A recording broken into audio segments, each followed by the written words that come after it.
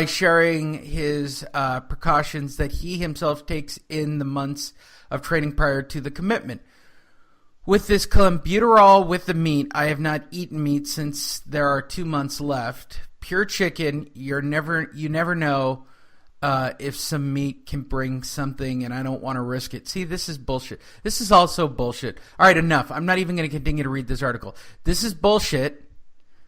It's nice for them to, when the tests come back on Wednesday and this guy, we find out that there's no fucking way that the meat had that much fucking clenbuterol in it because he had a jacked up knee and he was shooting clenbuterol to try to strengthen himself up because he was a fucked up fighter. I want to come back and get comments from these two assholes. I think they're being kind of hard. Fuck you. Someone already. You know said what their that. comment should have been? Fuck him. He got tested and he was dirty. He fucked up our sport. He fucked up our sport. That's what he should say. I don't think anyone should get away with it because of meat contamination. I really don't. Bullshit. There's no way. Lee, I said it when he first tested dirty, right? I said this guy lives in a high place in Mexico. He makes $12 million a fight right now. Like, what are you doing? What are you doing going down to your local market and picking up that meat that you know is bad? There's no way look at that level. He's not going down to the market. That's right. And there's no way he's eating anything other than chicken or fish because he's cutting weight. And what did you say, Mickey? Wait, what? Because I'm too old to waste my time trying to train a no-good loser like you. Yeah, a no-good loser like him. Exactly, Mickey. A no-good loser. That's what he is. A no-good loser. You know what I don't want to see, though, Lee? And I didn't put it on there, but I'm going to just tell you. Amir Khan came out and said he hopes that Canelo was clean when he fought him. Canelo. Let me tell you something, Amir. Let me get on a jag about that English bastard. First and foremost, fuck Amir Khan. What's he still doing around? And who's taking time to listen to his crazy ass? Oh, my God. Oh, my God. My coffee's kicking in, Andrew. And let me tell you something, Amir. His jab would have knocked you out eventually, bro. Come on. No steroids needed when he fought Amir Khan. Please. Oh, that was a good one. That made me laugh when I seen that. Are you fucking serious? You know what? Amir Khan. I just hope he was clean when he faced me. Hey, that's Canelo's fault, though, right? I could have died in the ring. Who was the asshole who said that shit? Somebody was tested dirty for steroid. I could have died in the ring. I don't from the steroid guy. Somebody could have been Margarito with his cement. No, that one you can die from that shit. You can die from that one. No, but there was a steroid test after a fight, and somebody got all bitch. I could have died in the ring after the. No, you got your ass beat by a guy on steroids. You weren't gonna. They don't. No, asshole. I'll never forget Sugar Shane telling his dad, "I don't feel it." After he gets busted for Belko in his next fight. And his dad slaps him, tells him it's all in your head. That's the power of steroids, you guys. Some of the advantages. Really, what it's going to be is stamina over everything else, right? And it gives you that mental edge, Lee. You know you got something extra. You know it's in your body. You're right. That's what. Who is it? I think it's against Wright, you guys. Winky Wright. You might want to go look up that fight where Sugar Shane is whispering to his dad he doesn't feel it anymore. He doesn't got he says I don't got it. I think that's how he says it. And his dad slaps him, tells him it's all in your head. The boy don't got his juice, man.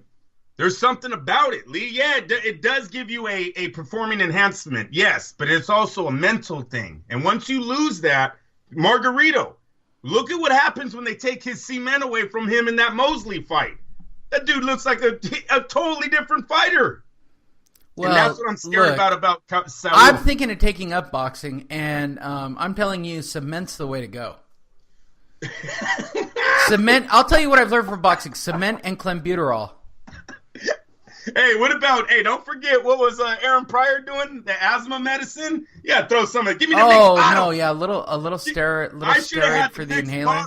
When you fought Bonaducci, Lee, we would have fucked Bonaducci up, bro. Concrete, steroids in my inhaler. You would have never seen it coming. You had me a corner man. I would have brought Roberto Duran back out of you, bro. Hurd-Lara drew higher ratings for Showtime than Joshua Parker. Jarrett Hurd and Lara didn't fight until 12:43 a.m. Eastern Time on Saturday night. That didn't stop them from producing higher ratings than the heavyweight title unification Showtime televised.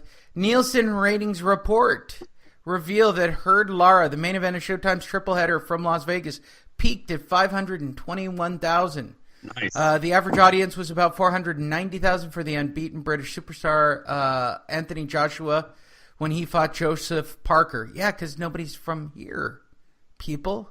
That means... This isn't rocket science. You know what this tells me, Lee? That Cotto, Mayweather, the Charlos, all of you guys are scared of Lara. Lara does all right. Lara's over there holding down his #1 rating, his belts. Lara made me into a fan. Like, he sold me.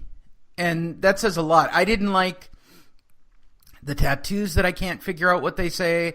I didn't like the hair. I didn't like the cocky attitude. Lara versus Mayweather would have been an awesome fight if you really think about it, Lee. Would have been an awesome fight. I'm a Jarrett Hurd fan. I'm a born-again Jarrett Hurd fan. Hurd's the real deal, but Lee, he's not the one who sold it. Now, hopefully those You think it's Lara who sold that fight? Oh, yes. Lee, he's the one with the experience. He's the one with the resume. He still has Canelo, the controversial decision with Canelo under his belt. Oh, it was all Lara. I put that $500,000 on him, and shame on the other guys that never gave that dude a shot. There's a fan base there. Canelo put him on the map. Whoa. Before I disparage another community of another culture, which I'm about to do, where do you think that Cubans on the East Coast got together enough money to go to that fight? Like, let alone you are trying to get me to believe that there are 500,000 Cuban refugees in this country. No. Who have Showtime. No, sir. No, sir. I think there was 500,000 boxing fans in America that wanted to see. It was past most of their bedtimes, Andrew. That wanted to see Hurd take on. How old do you think the average boxing fan is in this state? This country. A lot of diehards know Lara was stepped over. We know it. Bro, you know it. I know it. Hurd fought him at a very young age. That's an interesting matchup. If Hurd's the real deal, he beats Lara on that night. And Lee, look at how he passed Andrew, that more test. importantly, how come Lara doesn't talk like Tony Montana? Hey, man. I'm going to the fight, man. Why doesn't he do that? Because Tony Montana was played by an Italian? I don't know.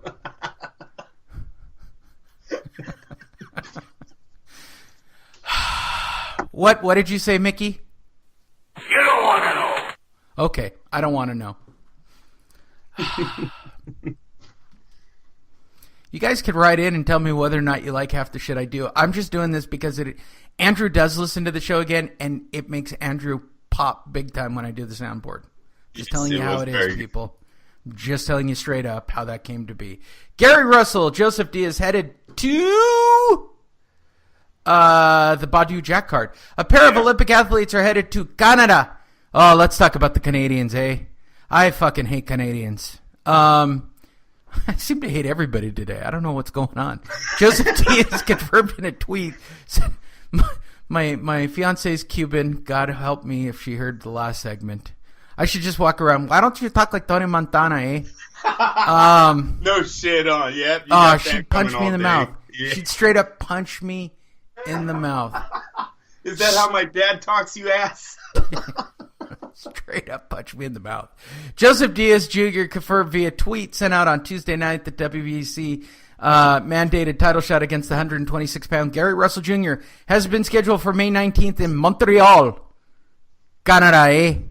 Showtime will televise the Russell Diaz as part of the two-bout broadcast by the WBC light heavyweight champion Adonis Stevenson, who still hasn't left Canada ever, who will defend his 175-pound championship against Badu Jack. That's not compelling at all. Oh, yes, it is. Don't listen to Lee. This is an awesome fight. I'm going for Jack, dude. Badu Jack needs to take that belt away from Stevenson. I'm done with Adonis. Golden Boy Promotions president Eric Gomez revealed Friday that he came to a verbal agreement with promoter Tom Brown, who represented Russell in negotiations on behalf of Al Heyman, who represented somebody on behalf of somebody else, who ultimately on behalf of somebody who's on behalf of somebody from Mayweather. Let's just say it for what it is. Mayweather. That's how the Everything that's wrong with boxing, Mayweather. Gomez mentioned May 19th is one of the possible dates. Russell Diaz fight to Ring TV, which reported Tuesday. Russell Diaz would be a part of the Stevenson-Jack card. It's now a doubleheader. Andrew? It's an awesome fight. Lee. Is it? Hey, Joseph Diaz needs to be a little bit nervous, though. He's going over to Canada, right? So you might have some weird judging going on just because they're not used to this type of scale of fight. Then you're going to a total PBC environment. So now all the judges on the card know that it's Al Heyman who's really paying them. You don't see Golden Boy going to Canada too many times. If David Lemieux was a little bit more popular, yeah, Golden Boy would be there a lot more often, but he's not, so they're not. I'm a little bit nervous for Diaz. Gary Russell's a boxer. He's going to try to go 12, right? He went 12 with Lomachenko. Don't you waste my He's not that time bad no of a more. boxer. Joseph Diaz, on the other hand, is. Told you, he's kind of, what is it? Topped out, right? Right. For a while, Diaz has looked like the same guy. Exciting. Love him to death. Love his fight plan. His game plan. Come straight forward, throw a lot of punches, limited on power. But I don't know technically if he's as good as Gary Russell. Gary Russell might be able to dance circles around him for 12 rounds and then win on a PBC decision. So it's a close fight. I like it. Diaz needed to pull this trigger. Oscar needed to pull this trigger because the kid isn't growing anymore. So you got to get him in the big fights while he's still in his prime. Don't put too much mileage on him with the B guys. There you go. Well, our next story is a two-part story. And it's also a callback from a show we did a month ago when I said that somebody with a library as deep as... I don't know why they gave it all to ESPN unless they didn't see the value or understand it themselves, or ESPN paid them a metric shit ton of money to do it. And you're absolutely right, Lee. And all they have to do is sit back and do what they've been doing for 50 years, and that's make promote great fights, right? That's and right. ESPN takes all the responsibility. Terence Crawford versus Jeff Horn is going to be on ESPN Plus and their app. So, for those of you, let's do a callback. About a month ago, I said the first person who creates boxing stream with their catalog, somebody as deep as Top Rank, there are other organizations that could do it. Certainly, the PBC has enough fights under their belt that they could probably create their own platform.